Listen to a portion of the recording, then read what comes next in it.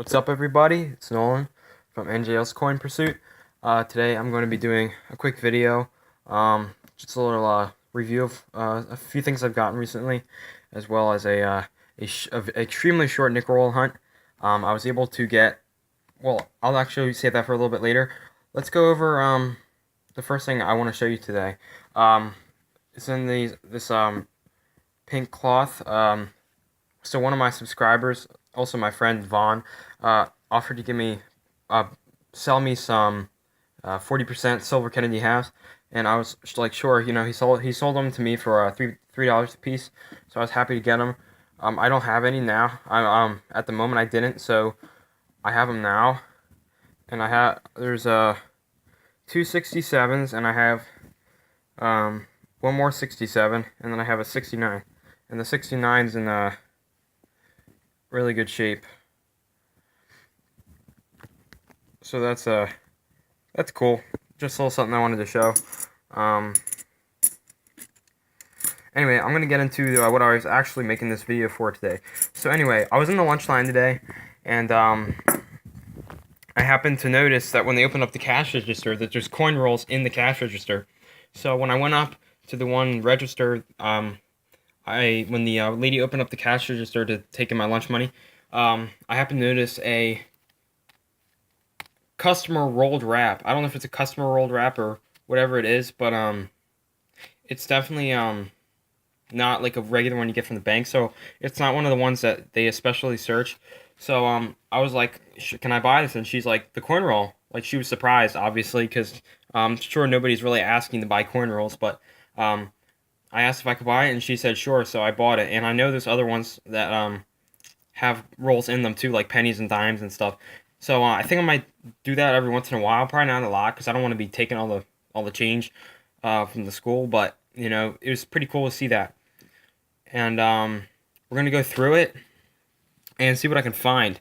There's nothing on the end. The end is just a probably like a 2000s one, maybe a 90s.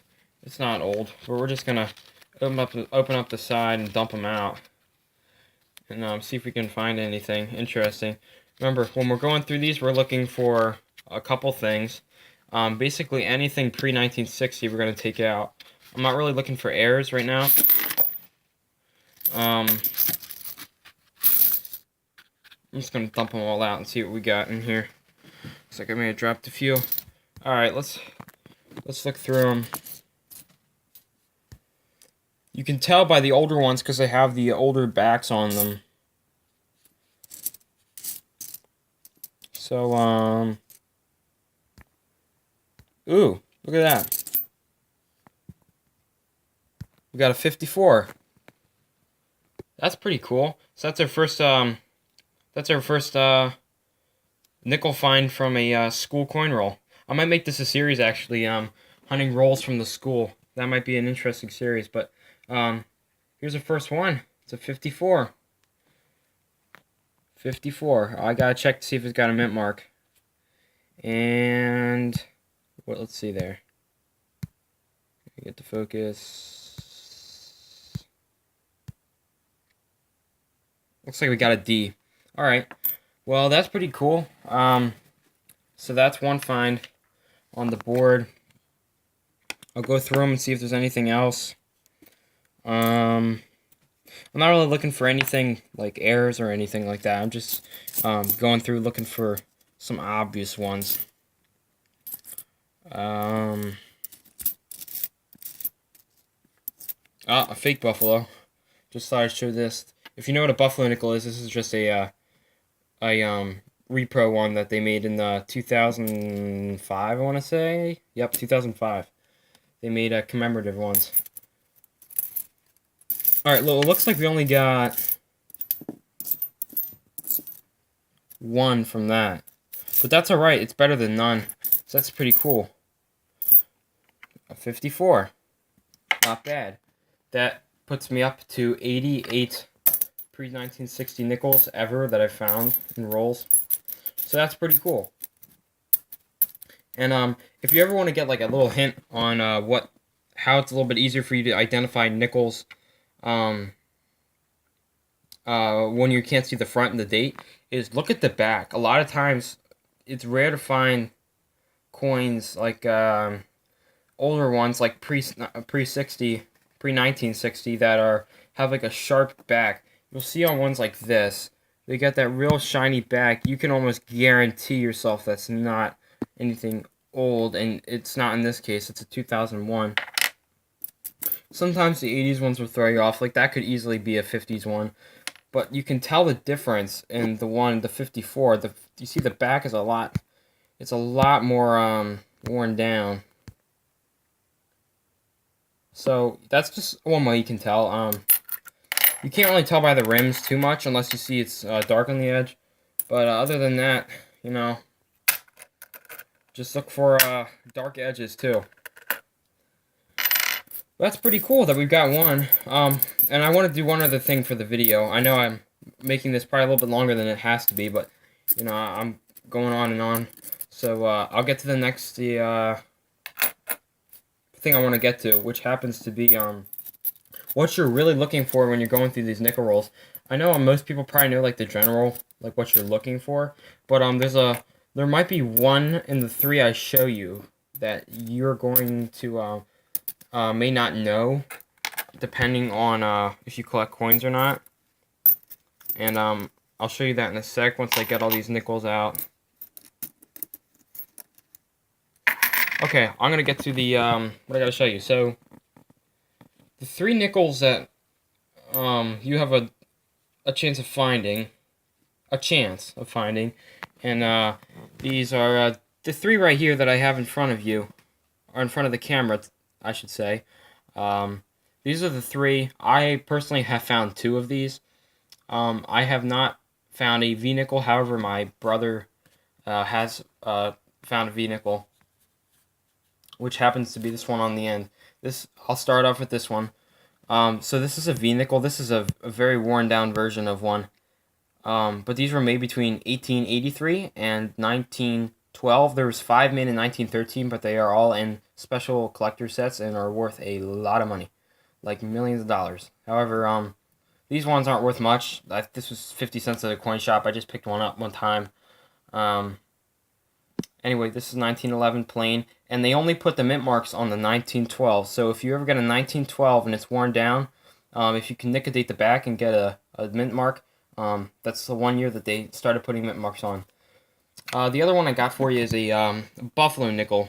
Now, if you're wondering why it's called a buffalo nickel, just flip it over and you'll see for yourself.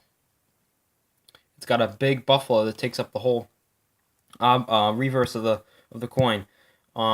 The mint mark is right below the 5 cents, which is a D on this one. This is a 1936 D. And a quick story, I actually found this in a coin roll. And the reason I picked it out was because the edge, compared to other ones, was rounded. It's a little bit darker than some of the newer ones. I'll compare it to a brand new one. The buffalo is on the left. You can tell that it's a little bit of a darker or less shiny coat. So I picked that one out. I didn't even flip the roll. I just opened up the roll and picked that one out. So that's one I want to show you too. And these were made between 1913 and 1938. They were made partway through 1930, and then they switched over to what we now know, and most of you guys know as the Jefferson head nickel design, which I have right here. However, this one is different than most Jefferson nickels because nickels made between 1942 and 1945 were composed of 35% silver to save some of the copper for war efforts during World War II. So this is a 1944 Philadelphia, and only half of the 1942s were 35% silver. So some of them you'll think you'll see a 42 and you're like, oh, I have a war nickel. First, you gotta check the biggest thing about a war nickel is the back. If you know on a regular nickel, like I showed you on the 54D, the little mint mark is right next to the side of the Jefferson Memorial. However, on a war nickel, it's a lot different. The mint mark is on the very top. As you can see there's a big P. It'll have a big P, S or D, right above the top, right below E pluribus unum. at the top. You can see it right there. I got it right in the middle of the screen. So that's the 3 I really look for. I'm not too much into airs. I don't know much about air coins, so I'd probably end up learning a little bit more about those soon enough so I don't miss them. But yeah, that's all I got for you today. Sorry if it went on a little bit, but I just needed to make a little bit of a video to show a few things that I've got, and just for some explaining for some newcomers. Anyways, I hope I can get some more videos out soon. I'm trying to get some more coin rolls. They're really tough. We actually bought all the coin rolls from the bank that we go to for the coin rolls. So once they order more, we'll probably go back and get some. But yeah, thanks for watching. I hope you liked the video. If you did, obviously leave a like. Subscribe for more videos. Hopefully I can get some out soon. Tell your friends, and happy hunting.